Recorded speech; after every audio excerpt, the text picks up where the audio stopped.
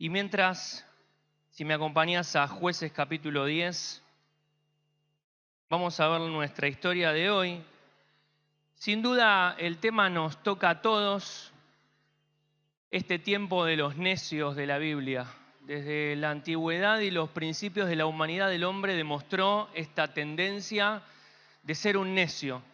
Y lo tenés a Adán. Y hemos visto a lo largo de estas semanas un recorrido sobre el corazón del hombre que de alguna manera curiosa en realidad es el estado de alejamiento del hombre que lo lleva a tener un corazón necio y a querer colocarse en una posición de altura que puede decir, bueno, yo vivo como yo quiero, yo invierto el dinero como yo quiero, yo construyo mi familia como yo quiero, sin importar la verdad absoluta y la dirección de Dios, que tiene la sabiduría, que es omnisciente, que es omnipresente, que ha demostrado a lo largo de toda la historia su carácter firme, su verdad, su amor y su misericordia. Sin embargo, tenemos esta tendencia y esta insistencia de ser unos necios. Es una palabra dura, ¿no? Que alguien te diga, mira, sos un necio, que me diga a mí, mira, no entendés nada, sos un necio. Es algo que te lleva a un plano donde uno tiene que mirarse a su vida y es muy difícil hacer una introspección, ser sincero con uno mismo, decir la verdad que estuve mal, la verdad que estoy viviendo mal. Por eso el texto ahí en Efesios que dice, mirad pues con diligencia, ¿se acuerdan, no? ¿Cómo andéis? No como necios. Y ahí creo que Daniel Ovel decía esa palabra, no seas un tonto. Y te lo dice el apóstol Pablo directamente. Si no, tenés que ser alguien más inteligente, que mira su vida y a la luz de la palabra de Dios se deja influenciar y al ser expuesto ante la Biblia se derrumba. Y al terminar el mensaje vamos a hablar de ese tema. Ahora acompáñame a Jueces capítulo 10. Vamos a hacer una lectura rápida de ese capítulo y vamos a leer algunos versículos del capítulo 11 y tenemos acá nuestro personaje principal, Jefté. Muchos conocen de la vida de Jefté, pero lo que más nos acordamos de la vida de Jefté, ¿qué fue? Esa promesa necia o esa promesa innecesaria que hizo a Dios. Fíjate cómo un acto de necedad va a marcar una vida por toda la historia. Y quizás te han contado la historia de chico. La cuestión es que cada vez que uno recuerda a Jefté, eso es su mancha, ¿no? Eso es lo que lo persigue, es su marca o su escritura en su epitafio. Pero vamos a orar a Dios para que nos libre de esos epitafios donde Satanás nos quiere marcar y quiere que la gente nos mire de esa manera, el que decidió mal, el que fue un necio. Y recién cantábamos que el Señor nos da libertad. Así que orá en esta mañana para ser libre. Quizás estás atado ante una actitud que no querés dejar. Quizás estás atrapado ante una forma de pensar incorrecta. Que el Señor te libre, que el Señor me libre de vivir de esa manera. Orá conmigo en esta mañana. Señor, abrimos tu palabra no porque sea una costumbre, sino por una necesidad que tenemos. Nos reunimos tus hijos, Señor, a escuchar tu voz. Ninguno de nosotros tiene algo bueno para decir, solamente tu palabra.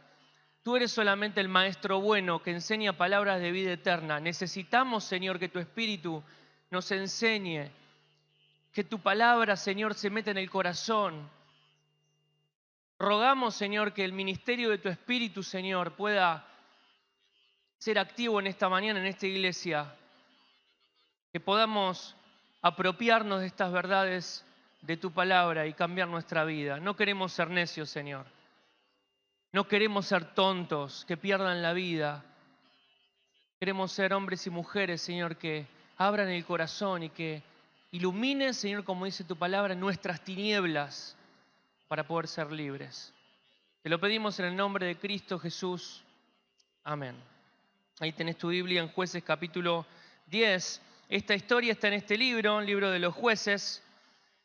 De alguna manera sintética, el libro de los jueces va a manifestar los actos necios del hombre, del pueblo de Israel, de querer vivir sin Dios, de querer autogobernarse, de querer tener un gobierno humano. Y durante toda la historia de los jueces vas a ver un patrón que se repite más de 6 veces.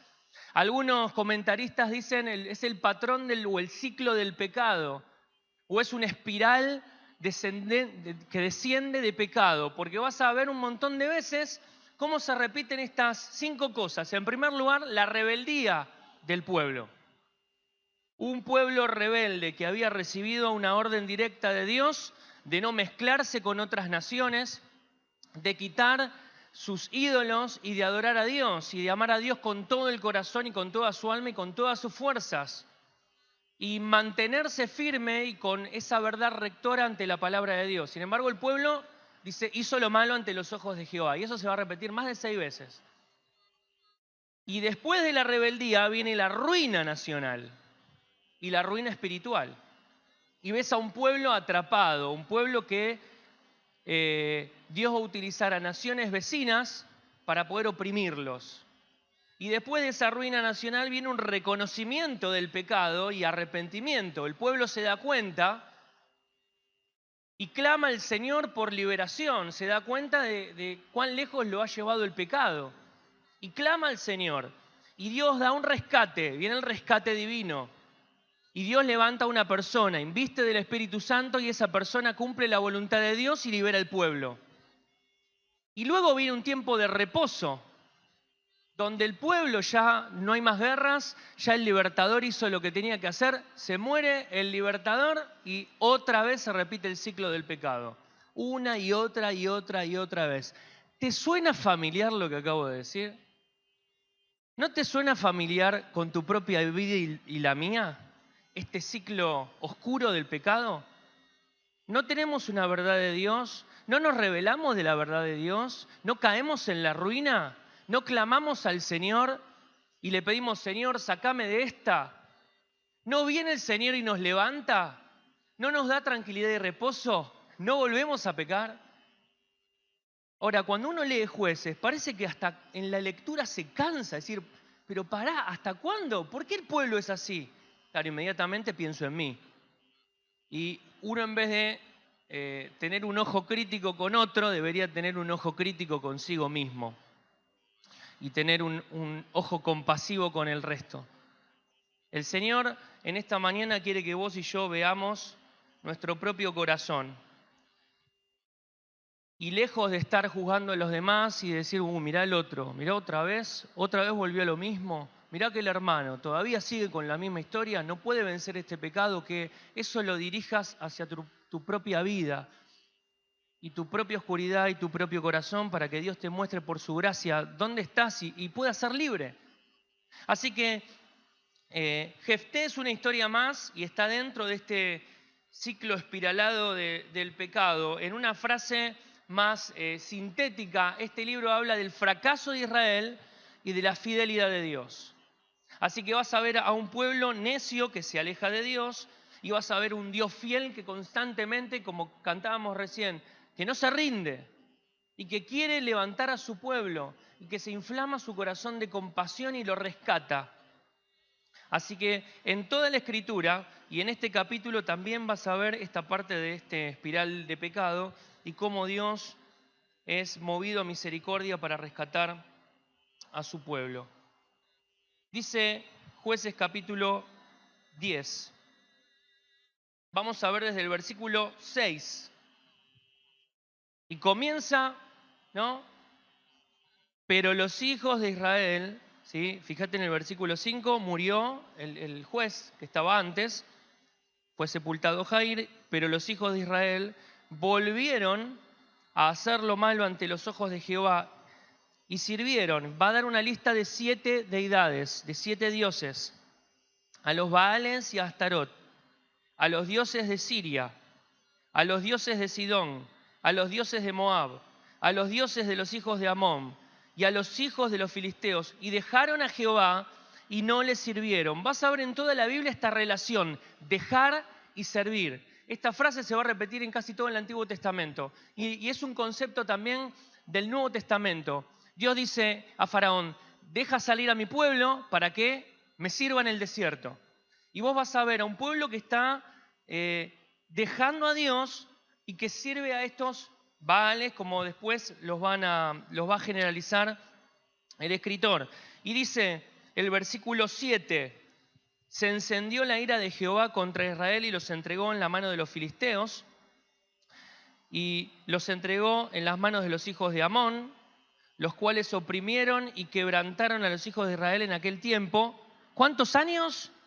18 años.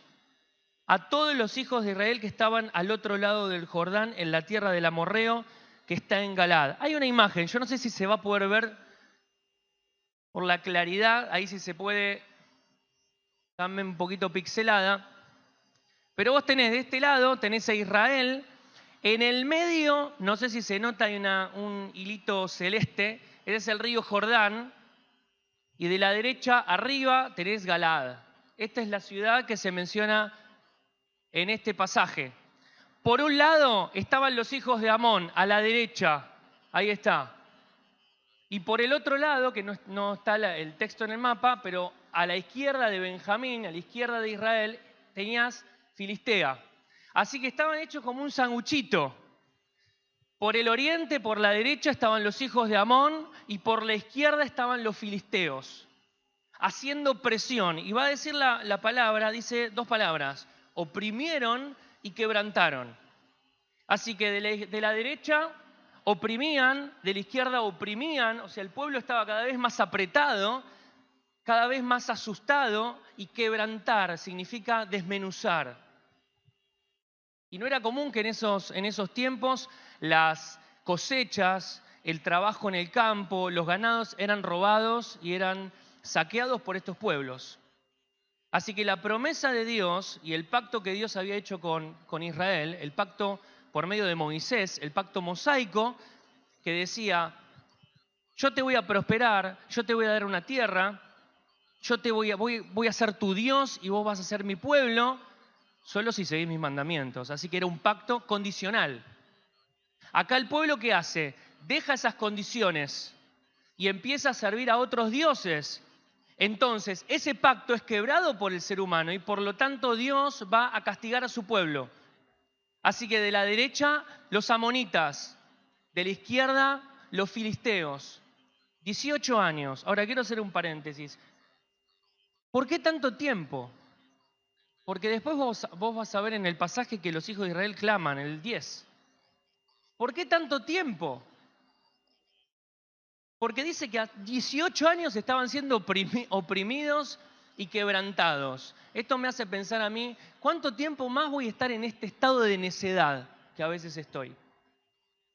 Teniendo malos pensamientos, teniendo un corazón lejos de Dios, pensando que puedo sobrevivir en este mundo sin Dios. ¿Cuánto tiempo voy a gastar en ese estado de oscuridad? Y Dios dice, el pueblo clamó a Jehová en el versículo 10, dice, nosotros hemos pecado contra ti. Y ellos sabían bien lo que había pasado, porque esta era una nueva generación. No era la generación que había cruzado el Mar Rojo, eran los hijos de esa generación. Todos esos habían muerto en el desierto. Muchos de estos habían nacido en el desierto, en el peregrinaje, y habían cruzado el Jordán, habían visto a Dios obrar. Sin embargo, rápidamente se olvidaron. Y ellos clamaron, hemos dejado a nuestro Dios y servido a los Baales. Y Jehová respondió a los hijos de Israel. Y fíjate, este es uno de los pasajes que se destaca cuando lo relacionás con otras historias de los jueces, porque cuando el pueblo de Israel pecaba y clamaba a Dios, inmediatamente Dios levantó a un juez. Pero acá fíjate qué es la postura de Dios. Jehová respondió a los hijos de Israel, ¿no habéis sido oprimidos de Egipto? Y empieza a mencionar naciones, 7 naciones, de los amorreos, de los amonitas, de los filisteos, de los de Sidón, de Amalec, de Maón, y clamando a mí, ¿no os libré de sus manos? Mas ahora vosotros me habéis dejado y habéis servido a dioses ajenos, por tanto, ya no os libraré más. Así que imagínate lo que habrán sentido este pueblo. Claro, vos te imaginás que cuando escuchan estas respuestas de Dios, lo que hacen es volver a clamar al Señor, es humillarse, es tener una actitud de devoción a Dios. Bueno, en parte ellos lo que hacen es lo siguiente. Respondieron el 15 a Jehová y dijeron: hemos pecado, haz tú con nosotros como bien te parezca. Solo te rogamos que nos libres en este día. Y quitaron de entre sí los dioses ajenos y sirvieron a Jehová. Y él fue angustiado a causa de la aflicción de Israel. Ahora, fíjate la reacción que tiene este pueblo. Pareciera que el autor nos deja ver que este pueblo no se arrepintió realmente. Que solamente querían, como decimos nosotros, zafar. Señor, hacenos zafar de esta situación. Libranos de esta opresión que tenemos. Ahora, Dios le está diciendo: ustedes me dejaron a mí. Dejaron mi pacto, me traicionaron una y otra vez. ¿Qué van a hacer? Bueno, Señor, hacé como quieras, pero libranos. Ahora, Dios estaba esperando un corazón quebrantado, un corazón que clame de una manera de la sinceridad de lo profundo de un estado de pecado, de necesitar que Dios te salve, porque estás con tu familia hace 18 años sufriendo por las consecuencias del pecado, y la reacción de este pueblo es ser apático contra Dios. Y Dios va a decir: bueno, que te libren tus dioses. Ellos lo que hicieron es tener un corazón religioso. Ellos saben que el pacto del Señor tiene que ver con quitar los dioses ajenos. Así que eso es lo que van a hacer. Dicen: bueno, tienen un corazón religioso. ¿Qué tenemos que hacer? ¿Qué es lo correcto? ¿Qué es lo que a Dios le gusta? Bueno, quitemos los dioses. Todavía el corazón hay idolatría. Todavía en el corazón está esta cuestión del Señor, haceme zafar de esta situación. Así que van a hacer eso. Pero fíjate lo que le pasa a Dios. Acá hay una palabrita, ahí en el versículo 16, dice que quitaron de entre sí los dioses ajenos y sirvieron a Jehová, y él fue angustiado a causa de la aflicción de Israel. Ahora, qué frase tan extraña. Por un lado, Dios los está entregando, ¿no? Como dice Romanos 1, a una mente reprobada. Está diciendo: ¿estás insistiendo en tu pecado? Seguí pecando. Que te libren tus dioses. El pueblo trata en su debilidad y en su estado de necedad de alguna manera de quedar bien con Dios. Y Dios ve esa condición. Y dice que hubo aflicción en su corazón. Él fue angustiado.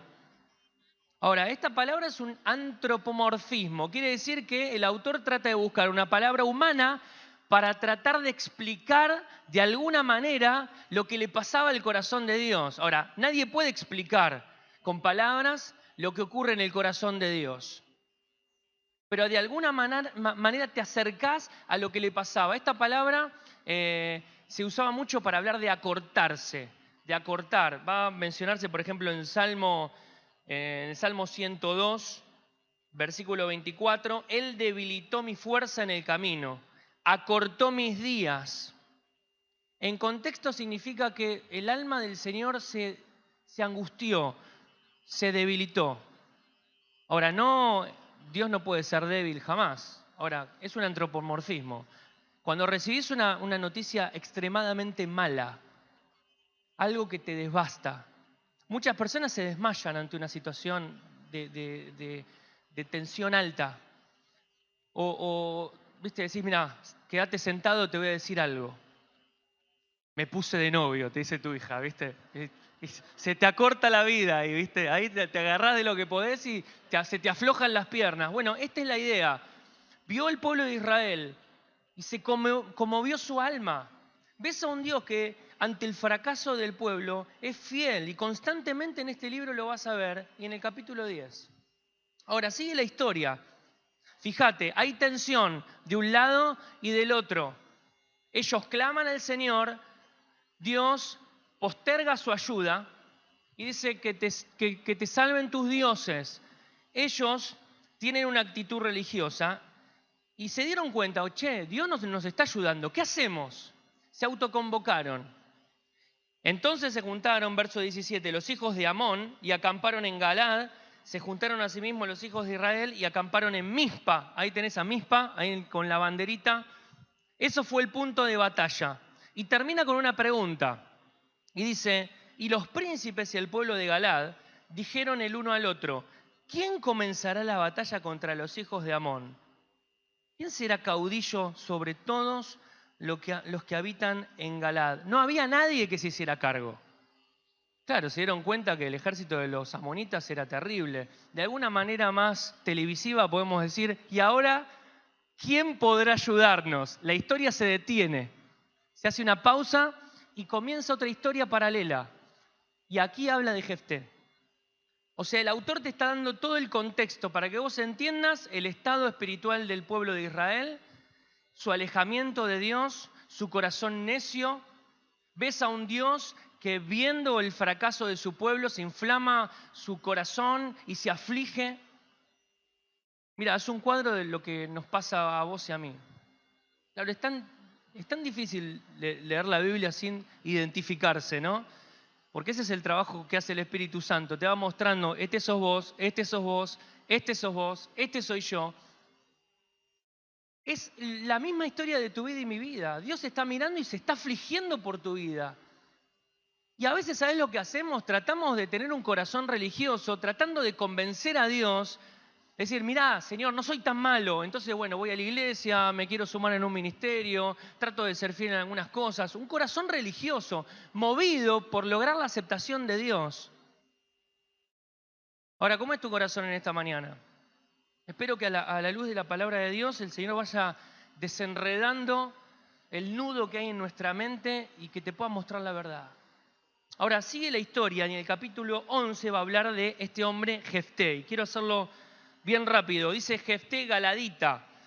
Te muestra un poco el currículum de Jefté y su familia. Era forzado y valeroso. Es la comparación con capítulo 6 con Gedeón. También un hombre forzado y valiente. Un hombre que iba para adelante.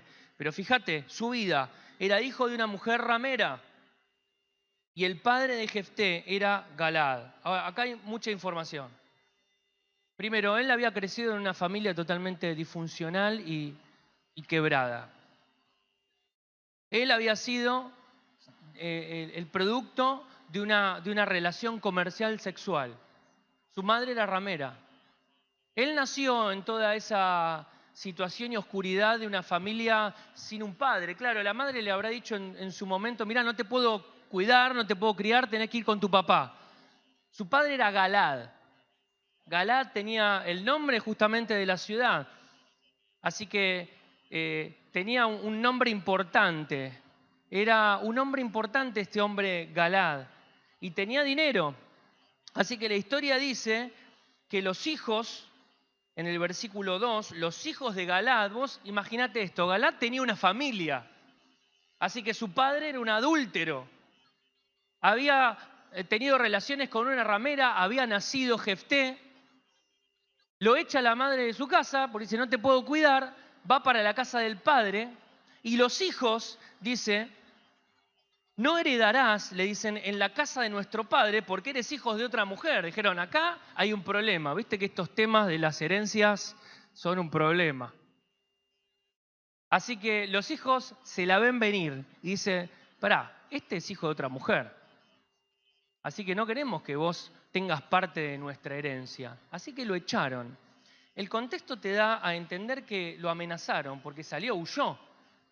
Y se fue por una ciudad para Tob, que está al norte. Si vos subís el mapa, tenés arriba, cientos de kilómetros para arriba, está la ciudad de Tob. Y ahí se fue. Y dice la Escritura que huyó Jefté de sus hermanos y habitó en tierra de Tob y se juntaron con él ociosos los cuales salían con él. Ahí la palabra salir tiene que ver con es un verbo militar. Así que de alguna manera tenía su grupo de mercenarios. Hay algunos comentaristas que lo defienden un poquito a Jefté. Dice que no era tan así, no era que iban a robar. Pero bueno, el contexto te dice que eran hombres ociosos y tenía una bandita. Lo ves a Jefté constantemente con una necesidad de ser aceptado. Él nació en un lugar que no lo querían, él vivió en un lugar que no lo querían, se le juntaron personas y él era el que iba para adelante. Quizás tuviste una infancia complicada, quizás venís de un lugar muy difícil Pero aún, como lo marca este libro y este capítulo, la fidelidad de Dios es mayor. La fidelidad de Dios es mayor a todos tus fracasos y los fracasos de tus padres y de tu generación. Así que el Señor te quiere rescatar. Pero acá la cuestión es que Jefté tenía una vida oscura. Su niñez y su juventud. Era un hombre que iba para adelante. Ahora, fíjate lo que hace el pueblo. Aconteció andando el tiempo, versículo 4, ya pasó tiempo que los hijos de Amón hicieron guerra contra Israel. Y cuando los hijos de Amón hicieron guerra contra Israel, los ancianos de Galad, ¿a dónde fueron? Fueron a traer ¿a quién? A Jefté de la tierra de Tob. Hicieron un casting, ¿no? Dijeron, bueno, a ver, ¿quién quiere ser nuestro jefe militar?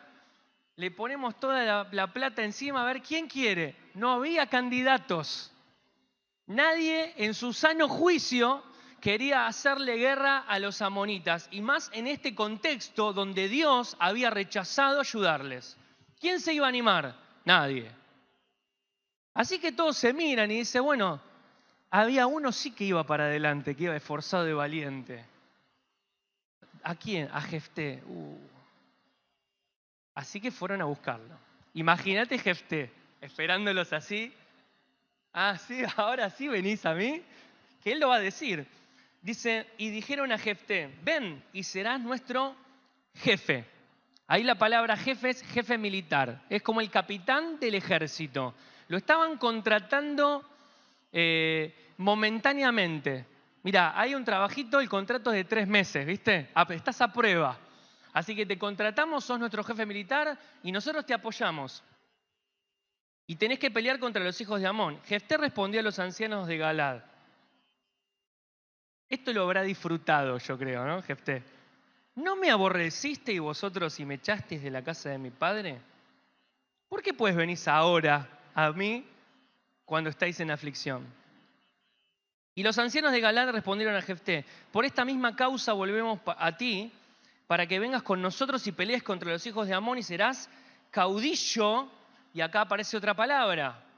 Acá lo están tentando un poquito más. Le está diciendo, ahora vos podés ser nuestro gobernador.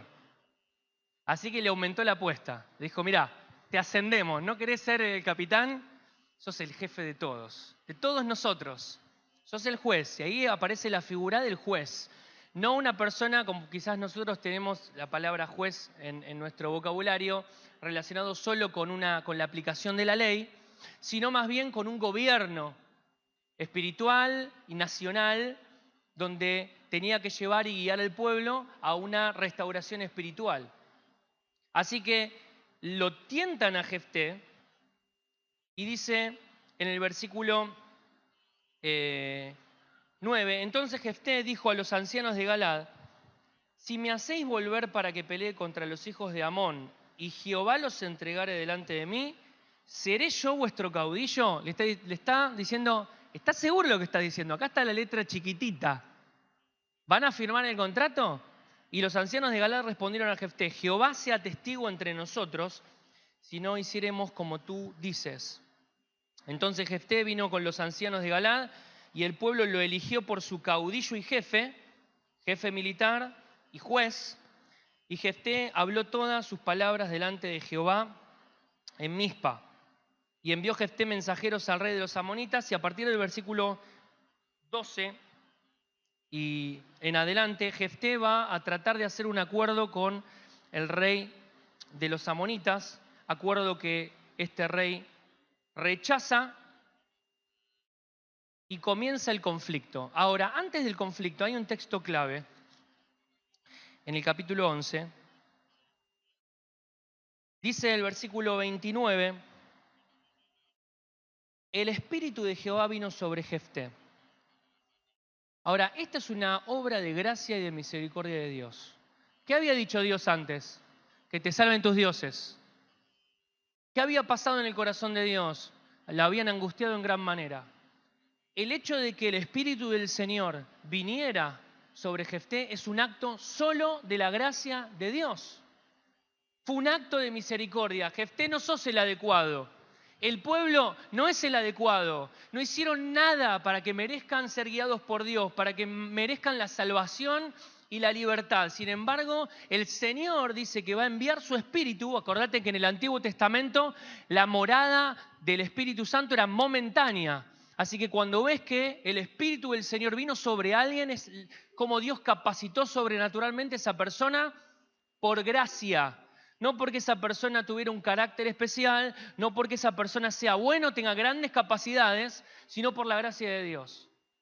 Así que este concepto refuerza más la idea de que Dios es un Dios fiel. Yo quiero que recuerdes lo que hizo el pueblo. El pueblo recurre a Dios. Dios lo rechaza. Y el pueblo trata de resolver sus propios problemas. Y en medio de esa resolución humana aparece Jefté. Pero lo más raro de todo esto es que Dios, de alguna manera, va a avalar todo eso. Y vos decís, ¿cómo? Están todos equivocados, están haciendo todo mal. ¿Cómo puede ser que Dios avale todo este circuito raro y pecaminoso y de desobediencia del pueblo, de Jefté, de su corazón necio? Sin embargo, Dios ahí está mostrando su fidelidad inexplicable. ¿Podés explicar cómo Dios puede tener fidelidad con vos y conmigo? No. Entonces es un milagro. Es un milagro que Dios siga siendo fiel con vos y conmigo. Dios quiera seguir mostrando sus favores. El Salmo 103 lo dice. Dice que Él nos corona de favores y misericordias, de que el Señor perdona nuestras transgresiones, el que sana nuestras heridas. Nosotros, los que nos vamos, los que lo rechazamos, los que no queremos vivir de acuerdo a la palabra de Dios, los que constantemente reaccionamos mal, los que nos peleamos con todo, los que tenemos planes perversos, los que nos queremos alejar de Dios, con esas personas Dios tiene fidelidad, con vos y conmigo, una y otra y otra y otra vez. Y esta es la historia de Dios. Así que Dios va a colocar su espíritu sobre él. Y pasó por Galaad y Manasés, fue reclutando a su ejército. Y de allí pasó a Mizpa de Galaad. Y de Mizpa de Galaad pasó a los hijos de Amón. Y acá viene la cosa rara. En el versículo 30 aparece este voto innecesario, este voto necio que hace Jefté. Y yo me preguntaba lo siguiente. ¿Era lógico que quizás Jefté hiciera un voto cuando estaba solo o cuando estaba en total aflicción? Pero acá había sido lleno del Espíritu Santo. Tenía la presencia y la morada del Espíritu Santo en él. Estaba siendo sostenido por el mismo Dios. ¿Por qué va a hacer este voto? Claro, acá el texto te deja ver algunas cosas. En primer lugar, va a decir lo siguiente. Si entregares a los amonitas en mis manos, cualquiera que saliere de las puertas de mi casa a recibirme cuando regrese victorioso de los amonitas, será de Jehová y lo ofreceré en holocausto. Bueno, la historia dice que Jefté va a ganar la batalla y cuando lo reciben, y esto después lo vamos a ver en un momento, en el versículo 34, su hija lo va a recibir y él tiene que cumplir ese voto. Pero algunas cuestiones con respecto a los votos que se hacían. En Números 32 dice, cuando alguno hiciere voto a Jehová o hiciere juramento ligando su alma con obligación, no quebrantará su palabra, hará conforme a todo lo que salió de su boca. Dice Deuteronomio 23, 21 y 22. Cuando haces voto a Jehová tu Dios, no tardes en pagarlo, porque ciertamente lo demandará Jehová tu Dios de ti, y sería pecado en ti. Mas cuando te abstengas de prometer, no habrá en ti pecado. Así que lo primero que Dios va a decir con respecto a los votos es que es voluntario. Era un acto voluntario, pero se convertía en obligatorio cuando se hacía. Debía ser cumplido con diligencia, Dios lo iba a demandar, y no era pecado si uno no hacía un voto. Ahora, esto se repite en casi todo el Antiguo Testamento. En el Salmo 66, David dice que había hecho votos. Entraré en tu casa con holocaustos, te pagaré mis votos. Y Proverbios 20, 25 dice, lazo es al hombre hacer apresuradamente voto de consagración y después de hacerlo, reflexionar. Alfonso Lockhart dice, un voto es prometer a Dios la realización de una o varias acciones. Es comprometerse ante Él voluntariamente para la abstinencia de alguna cosa legítima como demostración de devoción y consagración.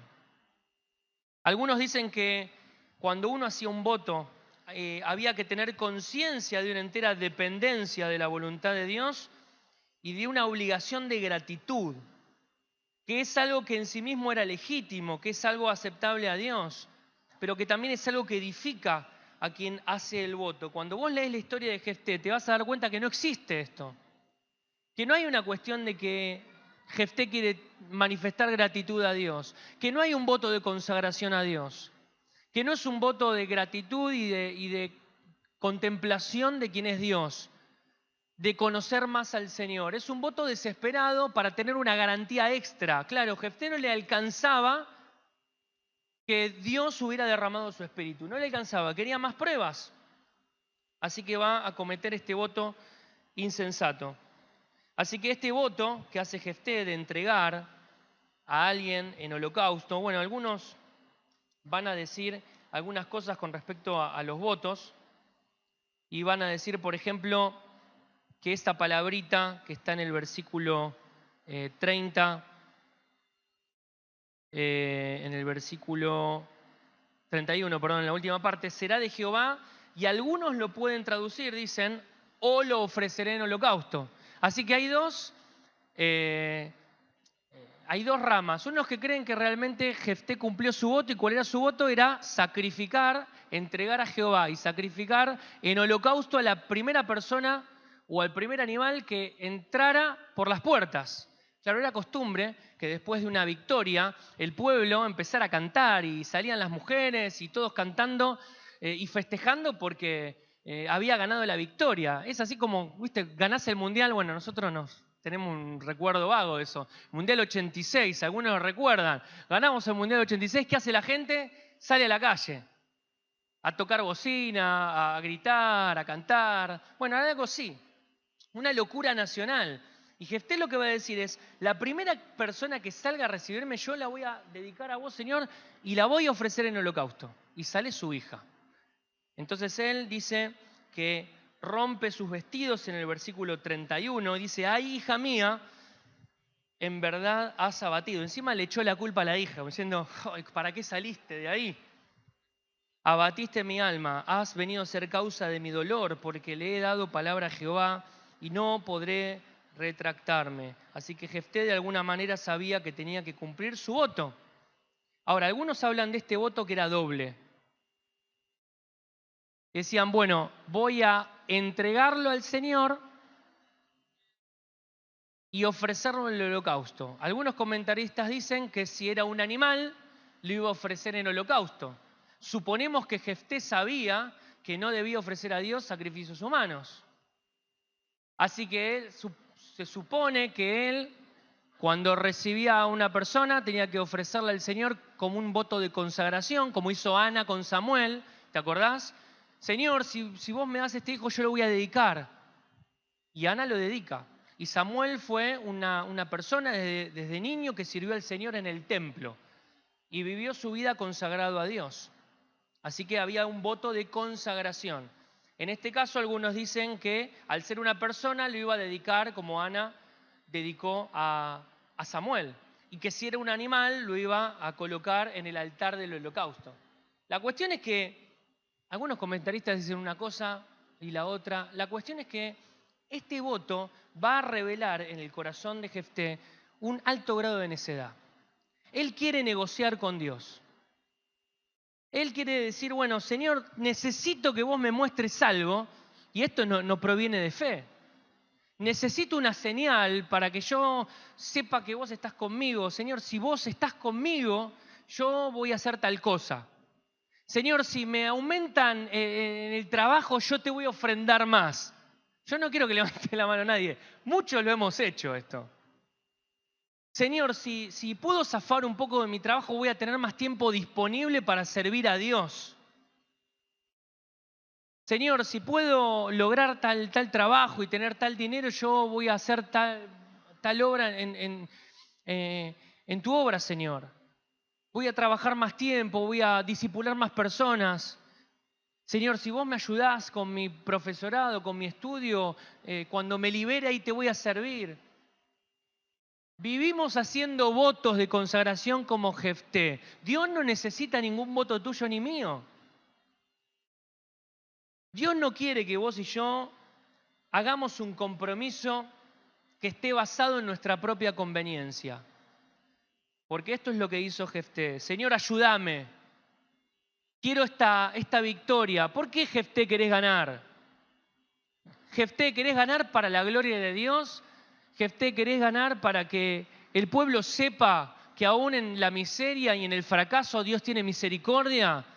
Jefté, ¿querés ganar para que el nombre de Dios sea glorificado y honrado en toda esta oscuridad de desobediencia? Señor, yo quiero ser el caudillo, yo quiero ser el jefe. Yo quiero que me pongan de jefe. Y acá está la lucha por esta posición, por esta necesidad de ser aceptado. Yo quiero tener esta necesidad cubierta que nunca tuve de chico. Siempre me echaron de todos lados. Ahora voy a tener gente que me acepte. Claro, si uno fuera un poco psicólogo pudiera decir esto, ¿no? Y Jefté, sí, con unos anteojitos podríamos hacerle un análisis a Jefté, decirle, Jefté, vos tenés un montón de problemas de tu niñez, tenés cosas que resolver, pero la cuestión es que él va a mostrar este grado de necedad tratando de negociar con Dios. Así que fue un voto tan necio, aún su reinado, su autoridad sobre el pueblo de Israel duró 6 años nada más. Fue el juez que menos duró, que está registrado en la Escritura. Tanto Jefté querés estar ahí adelante, tanto Jefté querés ser el jefe, tanto Jefté te atrae esta cuestión, pero acá no estaba Dios. No estaba Dios en sus pensamientos, no estaba Dios en sus planes. Fue mostrando una falsa piedad. Eclesiastés 5.1 dice, la insensatez.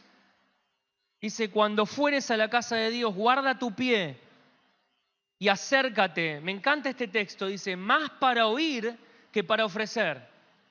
Lo repito, dice, cuando fueres a la casa de Dios, guarda tu pie y acércate más para oír y más para ofrecer el sacrificio de los necios, porque no saben que hacen mal.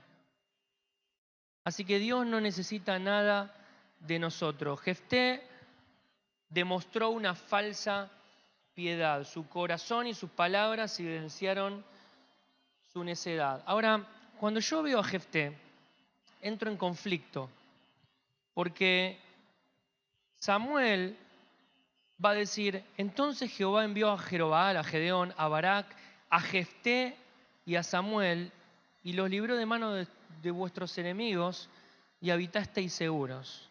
Y en Hebreos 11 aparece Jefté ahí. Decís, no, pará, se coló Jefté. Encontró el lugar y se metió. No hay explicación. Ponete a analizar, pregúntate vos, ¿por qué Jefté está en la galería de la fe? ¿Por qué Jefté está tomado en cuenta por Samuel, uno de los más grandes profetas del Antiguo Testamento, y lo va a poner como diciendo, Dios lo envió a Jefté? Pará, Dios no envió a nadie. ¿Cómo que lo envió? Claro, acá está la historia rara de Dios con vos y conmigo. Este Jefté que parece que toma sus propias decisiones y que parece que su propia conveniencia y mostrando una falsa piedad a Dios y su corazón necio, el pueblo de Israel totalmente alejado de Dios, envuelto en el pecado, que trata de resolver sus propios conflictos, negocia con Jefté y parece que todo es humano y que todo está alejado de Dios. Sin embargo, después la Escritura dice que Dios envió a Jefté. Esto es la soberanía de Dios. Y cuando entramos en la soberanía de Dios, entramos en un lugar que no podemos explicar. Decimos, ¿por qué Señor Jefté? ¿Por qué sigue siendo una figura de fe? ¿Cómo puede estar en Hebreos capítulo 11? ¿En dónde está la fe de Jefté? Señor, no lo puedo ver. Claro, yo pensaba en esto. Que la fe de Jefté fue de alguna manera inducida o promovida o excitada por la presencia de Dios en su vida. Porque fue algo que Dios hizo. El Espíritu del Señor vino sobre él. Y Dios seguramente internamente habrá hecho cosas que no lo podemos ver y que de alguna forma fueron la motivación para ir a vencer a los amonitas. Y Dios estaba ahí en el medio y Jefté va a hacer un voto totalmente innecesario y en medio de todo ese caos Dios aparece de alguna manera salvando al pueblo. Esto es la historia de tu vida y de mi vida. Señor, ¿cuántas equivocaciones he hecho en mi vida? ¿Cuántas decisiones malas has tomado?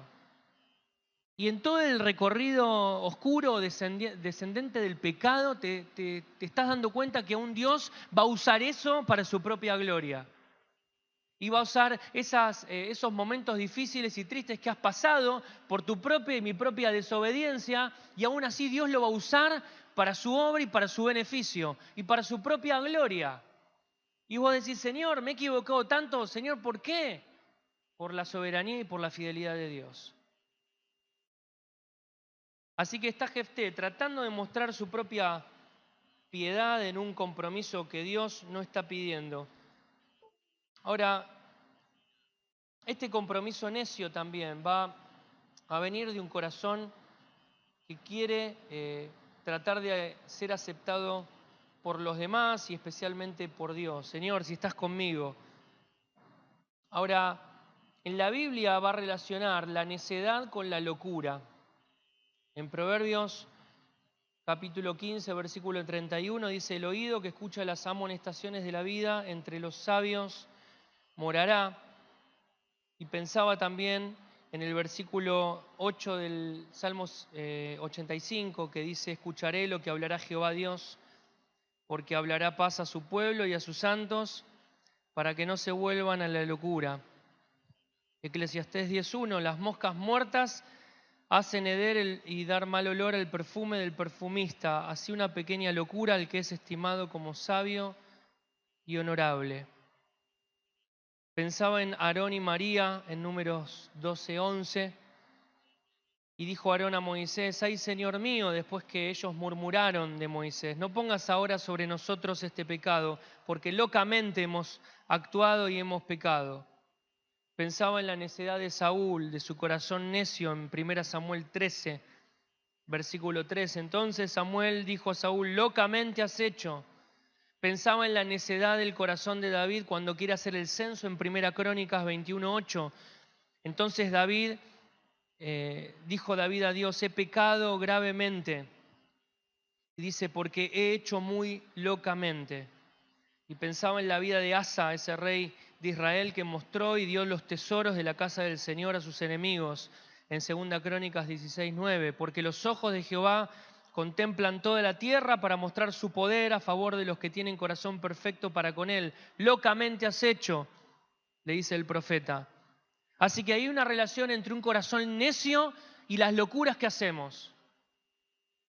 Y la palabra de Dios no solamente habla de grandes locuras. Vos podés pensar en el rey Asa, que le dio los tesoros de la casa del Señor a sus enemigos. Decís, hiciste una locura terrible. Pero también la palabra de Dios habla de pequeñas locuras. Está hablando de esa mosquita que va a caer justo en el perfume del perfumista y le arruinó el perfume. Ya no sirve el perfume, tiene que tirar todo.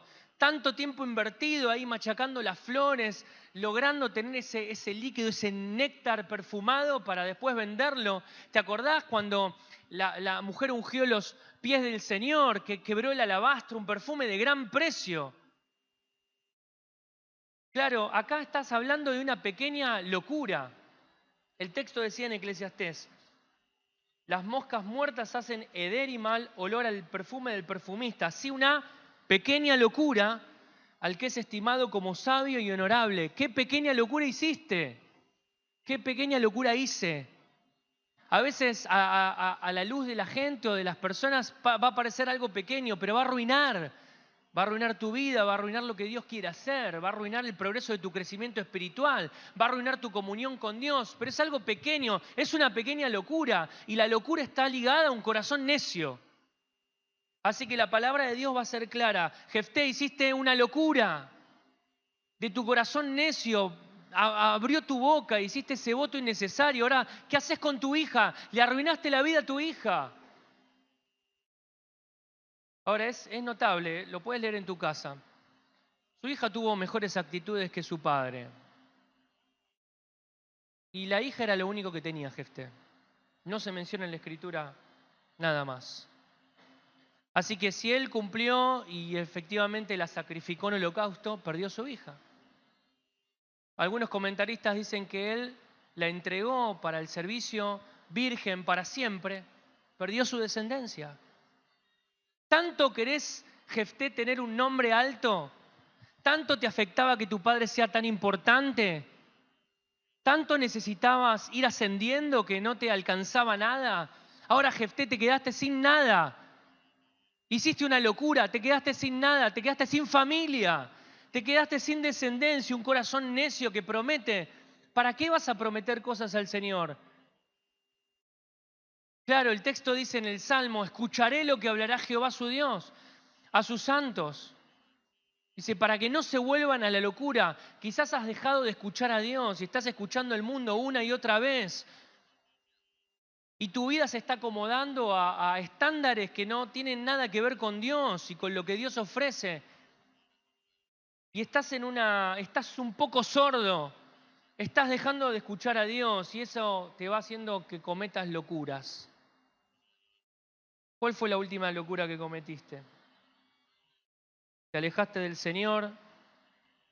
Quizás es la falsa piedad, tratar de que todo parezca que va bien en la vida cuando no lo está. Quizás queremos construir un lindo ministerio, pero nuestra vida dentro de casa es un desastre. Quizás tengo tantos problemas con mi esposa, con mis hijos, que se me están desviando y quizás palabras que se dicen en casa o expresiones o falta de perdón o cosas sin resolver que vamos tapando bajo de la almohada o de la alfombra. Cosas que se dejan de decir o cosas que se dejan de hablar porque no queremos entrar en conflicto. O quiero tener un gran ministerio, pero me vivo peleando con la gente, vivo teniendo conflictos, hablándole mal. Somos necios. Y de alguna manera u otra el mensaje de esta mañana es esa. Somos necios. Y el necio hace locuras. Claro, vos decís, bueno, pero entonces, ¿cómo terminamos con todo esto? Porque parece que Jefté terminó en una vida oscura. Él se murió y no dejó descendencia. Nadie después de unos años se acordó de Jefté. O el que se acordaba de ese corazón necio. ¿Te acordás lo que hizo Jefté? Una promesa innecesaria. Porque él quería mostrarse algo que no era. Él quería mostrar una falsa piedad. Él quería ser aceptado. Pensaba en el texto, el Salmo, ya para terminar esta mañana, el Salmo 51.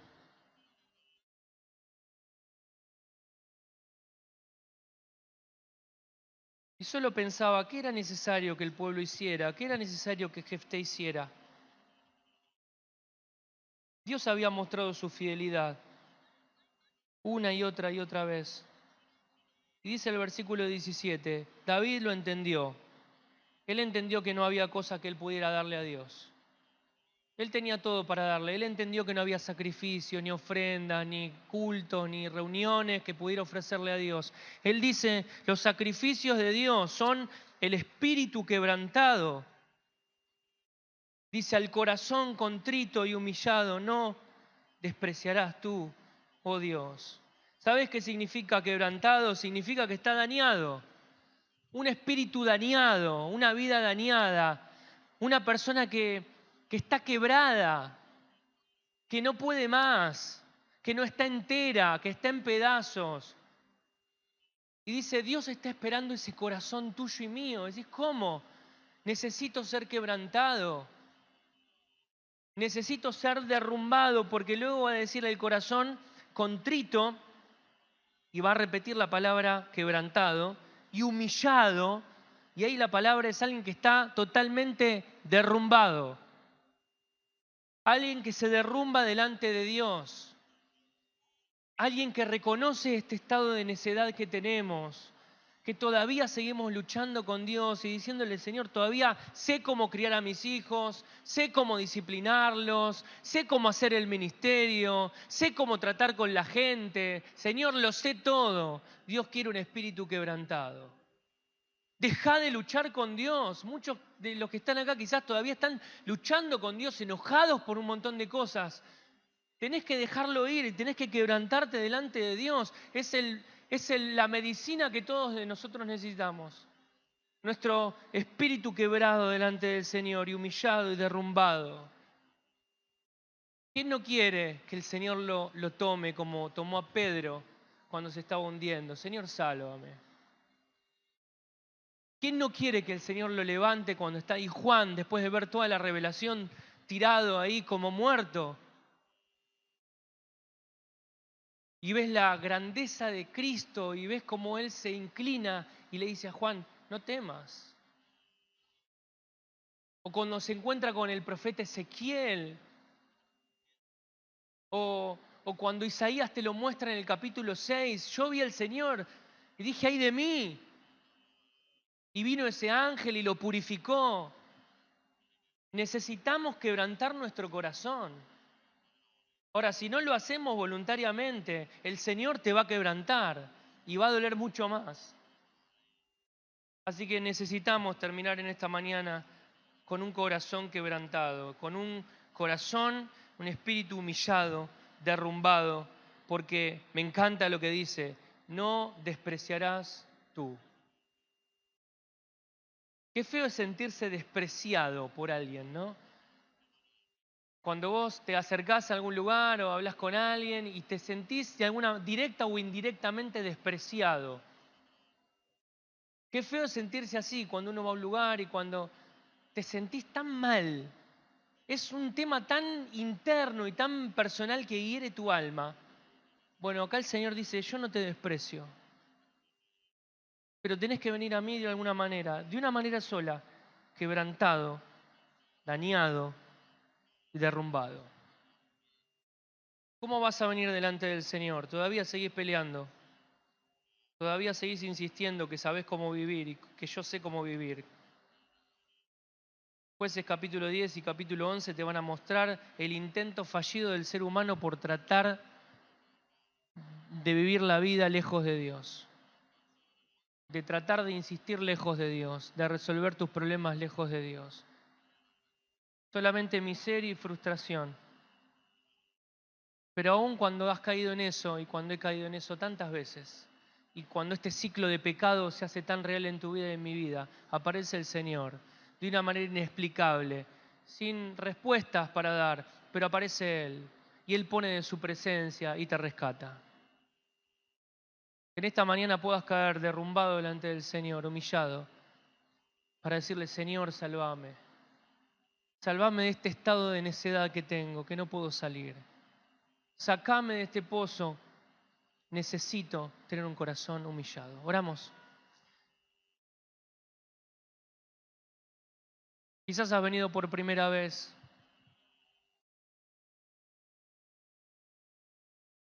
y te das cuenta que tenés o que has vivido neciamente, lejos de Dios.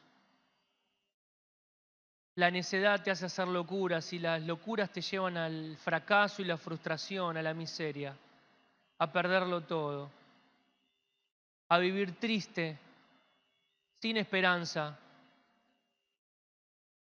Y has intentado con la religión, quizás has venido a esta reunión porque veías una escapatoria. O llegaste a pensar que venir a una reunión puede sanar tu alma. Pero sabes que Dios vio la necedad de tu corazón y del mío, la oscuridad que hay en tu alma y la mía. Y Él entregó a su Hijo Jesucristo por vos. Porque de tal manera te amó que dio su Hijo para que todo aquel, vos y yo, todo aquel que en Él cree no se pierda, sino que tenga vida eterna. Viniste por primera vez, entendés este pequeño pero gran mensaje de amor de Dios. Él te quiere rescatar. Él es el brazo extendido que te saca del pozo. Él es el que sana tus heridas. Él es el que aplica su misericordia salvándote, solamente por gracia. No hay una obra que vos puedas hacer, solamente la fidelidad y la gracia de Dios para tu vida. Te quiere dar perdón de pecados. ¿Hay alguien en esta mañana? ¿Hay alguno que entiende que está perdido y que necesita del Salvador? Podés levantar y bajar tu mano y terminaremos orando. ¿Hay alguno así en esta mañana? ¿Hay en tu lugar? Si entendés que estás perdido y necesitas a Cristo, necesitas ser salvado, levanta tu mano. Terminamos orando. Señor, al ver la vida de Jefté y al considerar la historia de tu pueblo, no podemos dejar de pensar en nuestra propia historia, en nuestro propio pecado, en nuestra propia necedad.